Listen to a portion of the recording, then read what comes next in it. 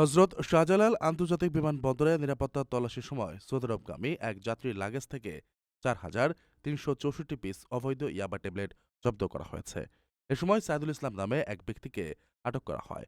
আটক সাইদুল স্বীকার করেছেন তিনি দীর্ঘদিন ধরে বাংলাদেশ থেকে ইয়াবা সৌদি আরবে নিয়ে যান এবং বিনিময়ে সৌদি আরব থেকে স্বর্ণ চোরাচালান করে বাংলাদেশে নিয়ে আসেন। গতকাল সোমবার রাতে উপপরিচালক শামীম আহমেদের স্বাক্ষরিত এক সংবাদ বিজ্ঞপ্তিতে এ তথ্য জানানো হয়। বলা হয়, গোপন সংবাদের ভিত্তিতে মাদকদ্রব্য নিয়ন্ত্রণ অধিদপ্তরের রেডিং টিম বিমানবন্দরের অভ্যন্তরে বোর্ডিং ব্রিজ স্ক্যানিং মেশিনের সামনে অবস্থান গ্রহণ করে।